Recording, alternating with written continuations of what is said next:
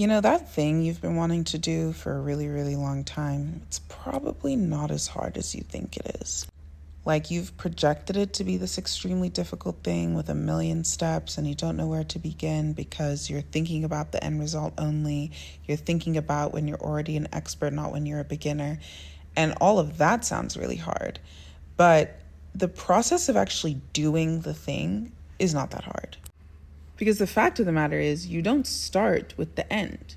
And you never do the end in just one big fell swoop. You always start with the beginning. You start with the initial building block. So if you only think about an end result, when everything is super complex and laid out and put together, of course that sounds hard. But no one starts with the end result. No one starts with the end result. And I think that's what makes it so discouraging when you have a new idea, or you want to go into a new field, or you want to change your life in some tangible way. And this thing in your head is this big, scary, insurmountable obstacle because you're only thinking about it in its most complex, finished and executed state. But that's not what you start with. You start at the beginning. And the beginning is just not that hard, especially when you realize that at the beginning, you're allowed to make so many mistakes. Actually, the more mistakes you make, the better. The more mistakes you make, the better, the more feedback you get by just doing rubbish, by just trying. And even if it doesn't end up being exactly what you had originally expected, the act of trying is already going to lead to valuable feedback that will get you somewhere that you will one day be proud of. But the surefire way to get nowhere is to be so fixated on an end result that is actually not your problem, not your responsibility whatsoever, but being obsessed with it, fixated on it, ruminating over it, right? To the point where you do nothing. That's how you fail, by doing nothing. Because really, there is no such thing as failure unless you're dead.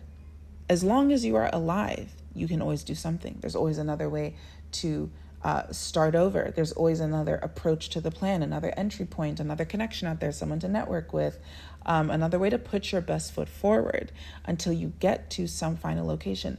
Nobody is ever locked in 1000% to a certain life or a certain outcome unless they believe that's true, because then they don't take any different action that deviates them from the path they're currently on, right? If you believe that the life you lead today is the only life you deserve, is the only life you are entitled to, is the only life that you have access to, of course, that belief means, okay, stay the path. Do exactly what you do every single day. And only a crazy person expects that they will get different results from doing the exact same shit. So if you keep doing the same stuff, you will keep getting the same results. So no, you have to give yourself permission to say, no, I think that path over there makes more sense for me, and that's where I'm actually going. But you can't keep doing the same things you already do in the same 24 hours in the day. You've got to switch things up. And that's what last episode was about, right? Episode 21, I think it was. Episode 21, we talked about the importance of keeping vacancies, about making room, right? Because if you keep doing the same things you're already doing because all of the day is filled with the same things you're already doing, you'll keep getting the same results. You'll keep having the same life and nothing will ever shift for you. And if you want that shift, you have to be willing to switch things up. And to switch things up, you can't be so committed to the end result. You can visualize it. You can get excited about it. You can use it to kind of, drum up this passion and thrill for taking the steps you need to take to get there. But beyond that, it's not your problem. It's not your responsibility. It's not a weight you're carrying. Don't make it a burden. So many people make it a burden to carry their dreams in their most finalized form on their head, on their back, on their shoulders. And then they get weighed down by that dream because usually they're not taking the steps to actually realize it. And so it feels like a burden because it feels like, oh my gosh, I have all this potential, and it becomes painful almost to think about the things that you actually want. Instead of it being exciting and thrilling and wonderful, it becomes something that is a drag on your spirit and a drag on your energy. And then you do nothing. And you just waste even more time, more energy being like, oh my gosh, I wish I could do all of these things. I want this thing so badly, and I'm not taking the steps to get there. I'm wasting my potential and blah, blah, blah, blah, blah. Now you've made this desire a burden, because instead of using the desire to fuel you, the desire drains you, And that's what I'm trying to say is when you think about step one, that is what is your responsibility, right? Having the dream, amazing. Don't make it a burden though. What is step one? And do that. and don't worry about the rest of it. Because being so worried about the rest of it will prevent you from doing step 1, 2, 3, 4, 5, 6, 7, 8, 9, 10. And I'll use myself as an example for both of these things. So I was talking about the weight and the burden of desire or dreams. And I remember when I was a student and I got to college, it really kind of shook me up a little bit, because I was like, whoa, I can do anything, right? Because life before college as a student is very prescriptive. They tell you what classes to take. There's a curriculum. You do what's in front of you. That's how I'd always felt. I had a lot of interests, so I had a ton of extracurriculars, but in terms of academic schedule, I did what was right in front of me. In terms of extracurriculars, my parents knew what I was into, which sports, which, musical instruments, which whatever activities. I did what was right in front of me. If they wanted me to go to competitions, it's because my school told me to go. And I would go and I would do well. But frankly, if they didn't tell me to, I probably wouldn't have gone. And I used to always think about that in the back of my head, was like, as well as I was doing on paper, I always felt personally that I was underperforming, because I knew there was so much more I could do. And I really think that was more of an undiagnosed ADHD conversation, but it would have never made sense to anyone to think of that because of how well I was performing, right? But ultimately, I always felt like I was underperforming because I really just did what was right in front of me. So when I got to college and realized that, hey, there's nothing in front of me anymore. We've made it this far. We checked that. We checked that box in terms of the college goal, and now we're here, and I can do anything with my life. And that was something that kind of shook me up. And the school had so many opportunities, right? So Harvard has so many opportunities. That's all everyone ever talks about, Harvard and opportunities and pedigree and the doors it opens, which it definitely opened a lot of doors for me. But I also, again, felt like some of that was intentional, or those things were intentional, but I, again, still felt like I was underutilizing the place I was at. And I carried that weight with me around, where I felt, a lot of the times I was too depressed to really put myself out there and put in that effort. But separately from that, because of that, I was always like, it felt like I was floating in this space where I knew so much was going on that I wasn't quite aware of. And so it was almost worse, right? Because if you know that you go to a place, 5 things are going on right now, and you're missing those exact 5 things, but you know what you're missing, right? There's a clear agenda, a clear curriculum of things, and you know what it has to offer, and you've decided to opt out. I feel like that's very different than knowing that there's like 1,000 things going on, but not actually knowing what they are. Just knowing vaguely that they're there. You hear hints about it here and there. You get it in your email list. You hear from other people participating in things. And of those things you hear about, it's just a fraction of what's really out there. And you've not really taken the time to do your due diligence. I really suffered under it sounds stupid and maybe a bit inconsequential, but I don't want to invalidate my own feelings. But yeah, I really suffered under the weight of feeling like I was not living up to my potential. I was wasting the opportunities around me. And that made the depression so much harder to deal with, because then there was that huge amount of guilt of, look at the place you've decided to be miserable at, right? Especially someone that had always been happy, always been optimistic. And maybe you can tell from the podcast, I'm just someone that likes to speak life and breathe life into people, into myself, into things. Like, let's think on the bright side. Let's look for the silver lining. Let's keep things moving along. Rejection is redirection. Let things go, whatever, right? That's very much my attitude. And when I was depressed, it was very difficult because, not only are you just like, I wasn't necessarily even sad. I was just completely apathetic. And I'd never really lived life with so much complete neutrality and indifference before. And so it was quite glaring to have that experience, but on top of that, have that experience at a place where I would have never dreamed I'd have that experience at, right? At the place where I should care the most, because there's so much for me to care about if I so choose. That's when I cared the least. And I really carried the weight of knowing that I had, big desires and dreams for myself, but that I wasn't acting on them. I carried that weight, and it became, painful and burdensome, right? And then separately from that, I wanted to even talk about how, we opened this episode today talking about, it's not that hard. Unfortunately, it's not that hard. So when I think about something as simple as this podcast, I remember for years people telling me to do it. And in the back of my head, I always thought, oh, that would be fun. Like, that would be a great idea. I really should do that. And I never did it because in my head, I only thought about a podcast that has it all together, right? So you think about these video podcasts, and they have the fancy mic setups and the headphone setups, and they have a studio and they're recording it visually, and then all the editing they do, right? Because you see the clips jumping and the jump cuts, and you think, okay, people don't listen to things unless you keep their attention, so you can't have empty space. Same way I think about YouTube, I thought about podcasts. And it was this very tedious thing. And then, of course, it's the plan of, what do I name the podcast? What should the theme of the podcast be so that it can evolve? And you don't run out of episode ideas, and I should plan every episode. And like, I wouldn't do any of these things, by the way. I would just think about it. So when I think about a podcast, I would associate it with all of this work as if it was like this fully executed, finalized, polished, perfect, already popular thing that was generating income already. And I would associate the stress of that with the idea of making a podcast. So when people would mention it, it was never on my radar to actually take step 1, because I was so fixated on step 10. I was so fixated on what a fully formed podcast looks like and all of the tedium I assumed would be associated with that. So I never made one. And then literally last November 27th, that was when the first episode went live in the middle of the night, like 3 a.m. And keep in mind, throughout the years, I'd recorded voice memos to myself, sometimes just for my own thoughts.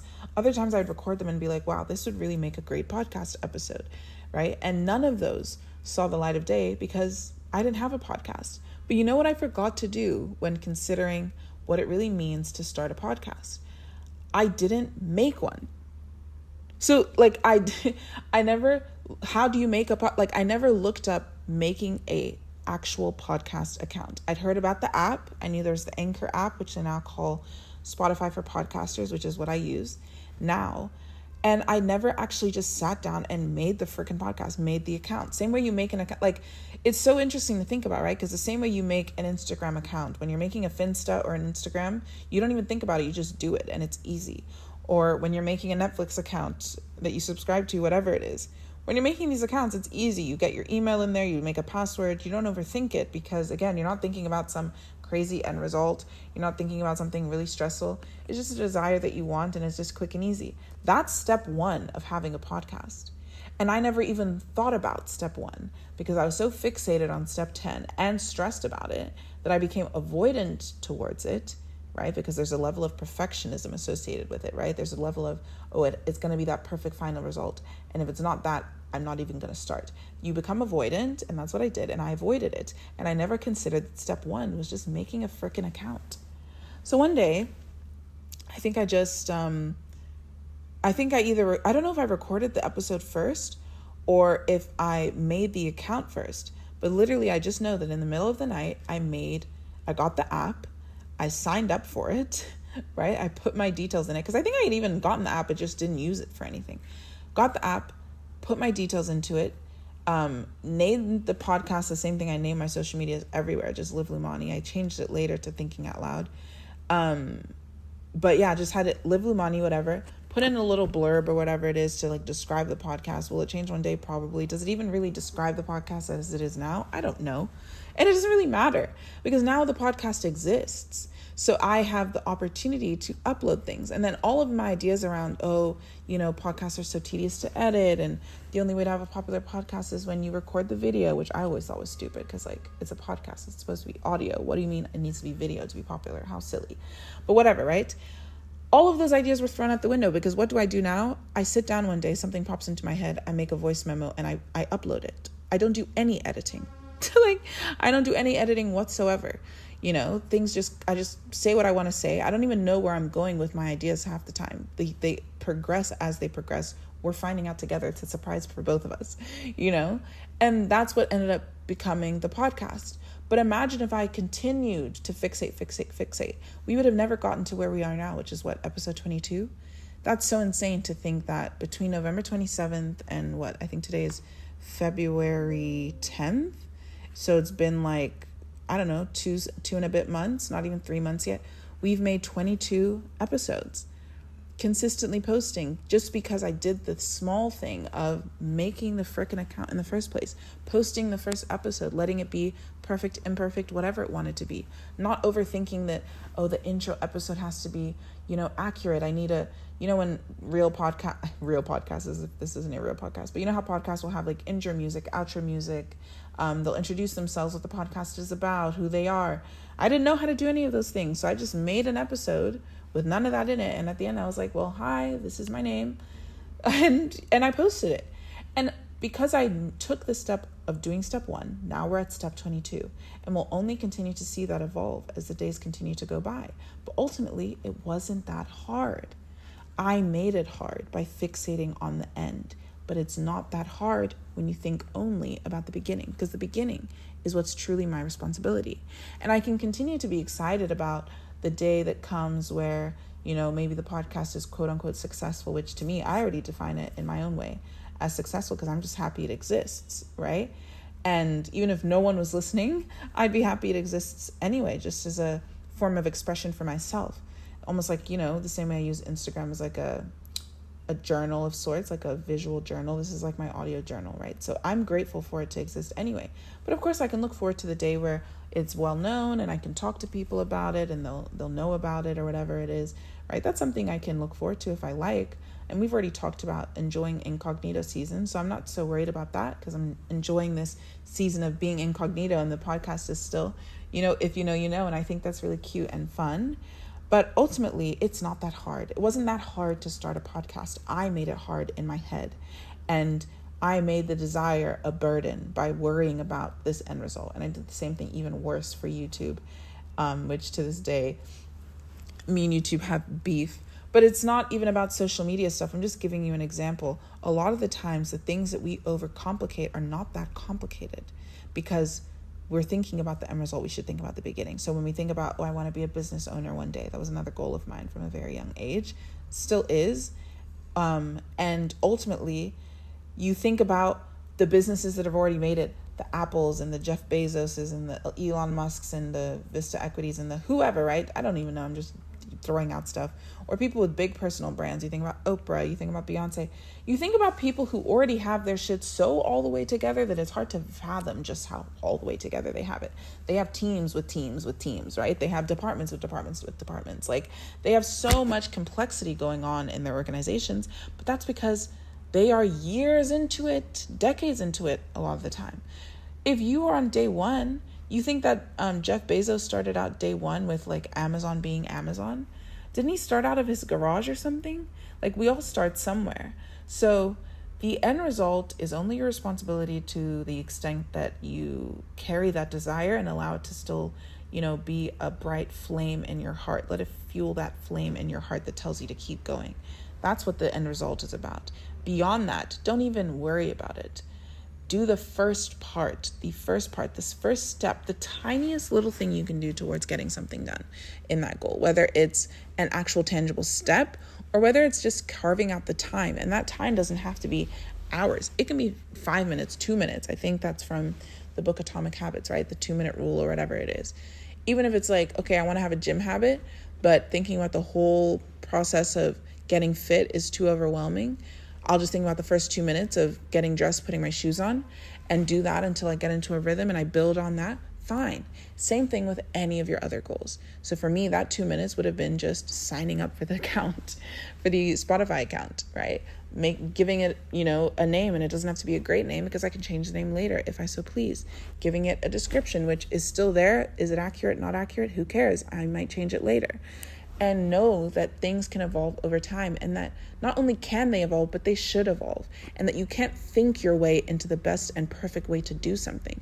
You can only get to that result by doing things. So I saw this thing recently too, and it was talking about how a lot of perfectionists think that they can strategize their way into the perfect first option, but that's wrong, because you won't know until you try, and you get way more information from trying. Because an idea that you might think is amazing and incredible, the market might not give a shit about it. Sorry, I'm trying not to swear because my aunties keep telling me not to swear.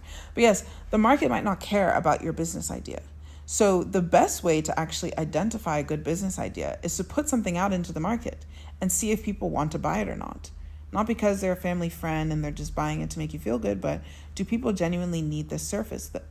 The market will tell you that information a lot quicker than you could figure it out by guessing, right? So instead of hypothesizing, just do an experiment, right? So like, even if you think about the scientific, is it the scientific method or whatever? You start off with your hypothesis, you do the experiment, then you find out. So nowhere in the scientific method does it say have a hypothesis and then just keep hypothesizing, and then you'll know which one will have the result that you're expecting, and then no need for an experiment, right? Or only once you have 10 hypotheses and you've decided which one's the best, then you'll know exactly which experiment has the best results. No, if you genuinely want to know which experiment has the best results, you should run 10 experiments with 10 hypotheses, right? That's the best way to find out the answer. So even logically or scientifically, it's the same approach. It doesn't make sense to think your way into the best idea. You just keep trying and trying and trying and trying. That's where you get the best, most useful information from actually what's going on in real life, not just what's going on in your head, because your head isn't representative of everybody else in this world. So the way you view your business idea is super useful is not the same way the world will.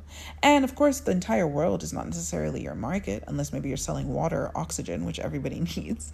And even some animals can live, in the depths and deal with certain things a certain way, but whatever, right? You're not selling water, oxygen, or sunlight. So it's different, but there's someone out there, there's some target audience that wants what you want. But even knowing how to serve that particular audience, you would still need to just test it with them.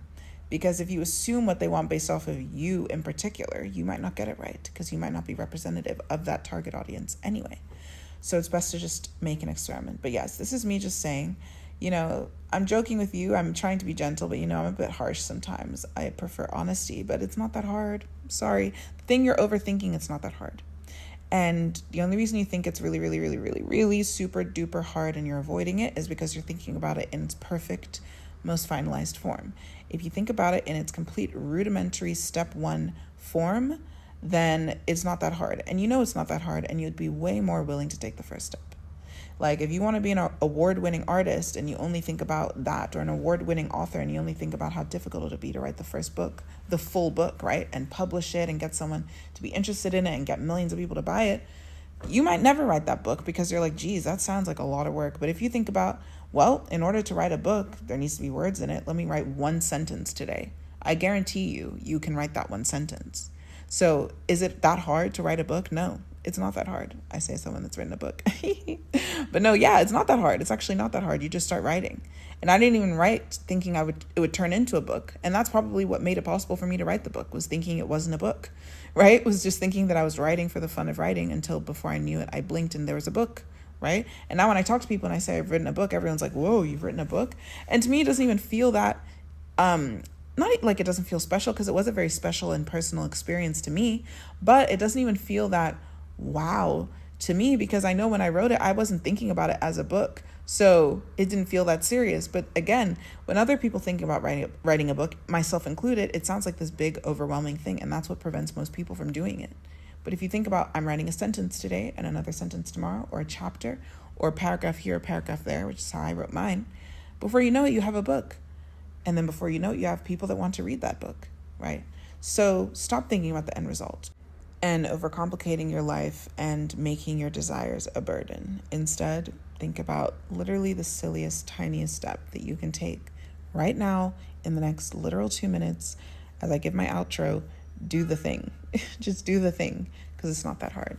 As always, I love you so much. Welcome to Live Lumani. If this is your first time being here, so glad you're here. If you're a repeat listener, love you so, so much.